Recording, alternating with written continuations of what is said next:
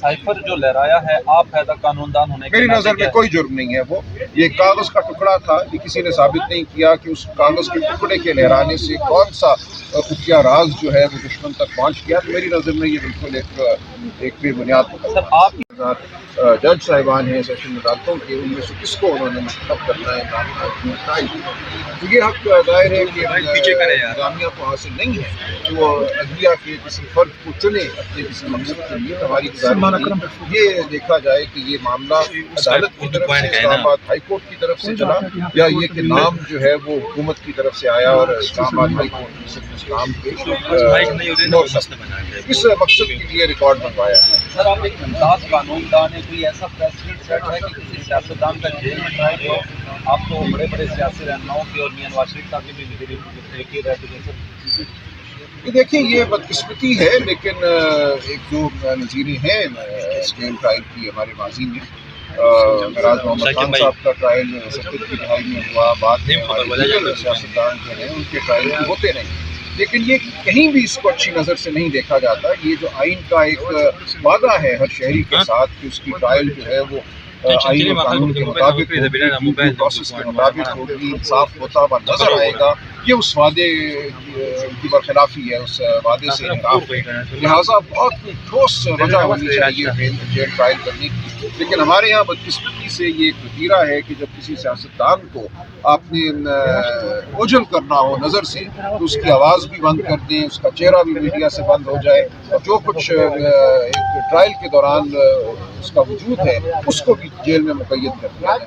तो ये हमने गुजारिश की कि ये तमाम मामला जो है इमरान खान साहब के वजूद को अवाम की नज़रों से गायब करने की जो एक मुहिम है या जो एक कड़ी है उसका हिस्सा है। आप क्या समझते हैं खान साहब की लोअर कोर्ट में से भी और हाई कोर्ट में से भी साइफर केस में जमानत कैंसिल हो चुकी है, रिजेक्ट हो चुकी है, सुप्रीम कोर्ट रिलीफ दे देगा या वहाँ से भी मुश्किल दिख रहा है आपको? देखिए मैं इस बारे में तो कुछ नहीं कह सकता। मैं समझता हूँ मुकदमा अच्छा है इमरान खान साहब का, और जो इल्ज़ाम लगाए गए हैं वो ठोस नहीं है, उनमें कोई मैं समझता हूँ जान नहीं है। लेकिन बहरहाल अब ये एक अदालती कार्रवाई है और अदालती फैसले जो हैं उनके बारे में पहले से कुछ कहना मुश्किल होता है। हम देखेंगे अब क्या होगा। अब अगर सादिर फरमा देती है ये हुक्म के हडियाला जेल में ही समाअत और साफियों को एक्सेस हो जाए, कुछ पब्लिक जा सके, मैं समझता हूँ उससे रिलीफ मिलेगी, नहीं उससे बड़ी हद तक रिलीफ मिलेगी, लेकिन मुकम्मल नहीं होगा। हम फिर भी ये तकाजा करते रहेंगे कि ट्रायल आम कोर्ट में हो, लेकिन कम अज़ कम इतना ज़रूर हो कि जो जेल ट्रायल है वो भी ओपन ट्रायल हो, सहाफ़ियों को, ख़ानदान को, अवाम उन्नास को मौका हो उस ट्रायल को देखने का। साइफर जो लहराया है आप हैदा कानूनदान होने के मेरी नाते नज़र में क्या- कोई जुर्म नहीं है। वो ये कागज़ का टुकड़ा था, ये किसी ने साबित नहीं किया कि उस कागज़ के टुकड़े के लहराने से कौन सा खुफिया राज जो है वो दुश्मन तक पहुंच गया। तो मेरी नज़र में ये बिल्कुल एक बेबुनियाद। सर आपकी जुडिशरी क्यों इस्तेमाल होती है वज़ीर आज़म को फांसी देने में, लटकाने में, हमेशा की तरह चाहे नवाज शरीफ हो, ज़ुल्फ़िकार अली भुट्टो हो, हुसैन शहीद सोहरावर्दी हो, क्यों जुडिशरी ये इस्तेमाल एक होती है? तारीख का अलमिया है और ये एक तारीख का बहुत बड़ा सवाल है। सिर्फ अदलिया नहीं, माजी में हमारे तमाम इदारे, वो इलेक्शन कमीशन हो, वो कोई और इदारा हो, वो जुट जाती हैं जब फैसला होता है कि एक शख्स को मातूब करना है। तो हमने देखा बारहा, आप जैसे कह रहे हैं, ये हुआ हमारी तारीख में। तो ये हमारी रियासत का एक बुनियादी मैं समझता हूँ नुक्स है जिसके लिए हमें जद्दोजहद करना है, आइन कानून का सहारा लेना है, सियासत का भी सहारा लेना है। ये एक अमल है इर्तिका का जिसमें हम सब, मैं समझता हूँ आप, मैं, हम सब जुटे हुए हैं। ये अमल कब अपनी इंतहा को पहुँचेगा, कब मामला दुरुस्त होंगे, कुछ कह नहीं सकते। 75 साल हो गए हैं, हम एक दायरे में हैं, गिरदाब में हैं, उस गिरदाब से निकलने की आप सब हम कोशिश कर रहे हैं।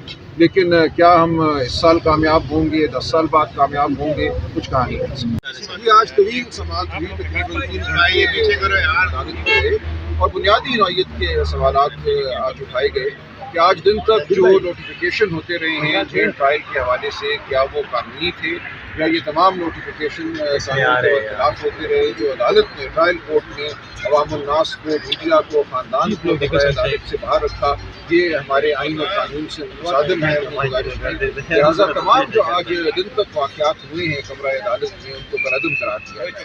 इस पर चार्ज का फ्रेम होना भी शामिल है। इसमें कई दरख्वास्तें थी जिनके ज़रिए बुनियादी अहमियत के जो दस्तावेज़ात हैं उनका तकाज़ा किया गया, वो नहीं की गई। लिहाजा ये तमाम कार्रवाई जो एक बंद कमरे में हुई है, हमारी गुजारिश है कि इस कार्रवाई को कलअदम करार देंगे, आइंदा के लिए यकीनी बनाया जाए कि जो भी कार्रवाई हो वो खुली अदालत में हो, جہاں میڈیا کو بالخصوص اجازت ہو موجود ہونے کی. پاکستان کے عوام کا یہ حق ہے کہ وہ دیکھیں کہ انصاف ہو رہا ہے, انصاف ہوتا ہوا نظر آنا چاہیے. اور آپ پاکستان کے عوام کی آنکھیں ہیں, آپ پاکستان کے عوام کے کان ہیں. لہٰذا ہماری یہ گزارش ہے کہ کوئی ایسی ٹرائل جس میں میڈیا موجود نہ ہو, جس میں عوام الناس موجود نہ ہو, خاندان موجود نہ ہو, وہ آئین اور قانون کے مطابق نہیں ہے. تو یہ گزارشات کل جاری رہیں گی. دنیا کے بہت سے ملکوں سے نظیریں کچھ آج دیں, کچھ کل دیں گے. آج جو بنیادی نقطہ عدالت نے ہمارے لیے چھوڑا ہے وہ یہ کہ 15 نومبر کو جب کابینہ نے بالآخر ایک طرح سے مان لیا کہ آج دن تک جو ہوا ہے وہ غلط ہوا ہے اور اس کو درست کرنے کی کوشش کی, تو کیا درستگی کا اطلاق ماضی پہ بھی ہوگا؟ کیا کابینہ کو ایسا کوئی اختیار حاصل ہے کہ ایک فیصلے کے ذریعے ماضی کی غلطیوں کو وہ درست کر دے؟ ہماری یہ گزارش ہے کہ اگر کابینہ نے اب کوئی فیصلہ کیا ہے تو اس کا اطلاق مستقبل پہ ہوگا. جو غیر قانونی عمل ماضی میں ہو چکا اس کا نتیجہ یہ ہے کہ آج دن تک تمام کارروائی جو ہے اس کو کالعدم اور سمجھا جائے اور حذف کیا جائے. یہ بنیادی معاملہ آج عدالت کے سامنے ہے. آپ کے دور میں بھی, پی ٹی آئی کے دور میں بھی کئی قوانین بغیر پارلیمنٹ میں لائے ہوئے منظور کیے جاتے رہے اور کیبنٹ کے ایک فیصلے سے وہ آرڈیننس جاری کرتے رہے. اس بارے میں کیا کہتے ہیں؟ دیکھیں, میرا تو کوئی دور نہیں رہا, میں ایک وکیل ہوں, لیکن یوں ہے کہ آئین جو ہے صدر کو اجازت دیتا ہے آرڈیننس بنانے کی بعض معاملات پہ اور بعض موقعوں پہ, لیکن اس آرڈیننس کی جو عمر ہے وہ 120 دن ہوتی ہے. اس کے بعد اگر اس کو پارلیمان میں پیش نہ کیا جائے تو وہ ختم ہو جاتا ہے آرڈیننس. میری نظر میں آرڈیننس کے ذریعے قانون سازی کوئی اچھا عمل نہیں ہے.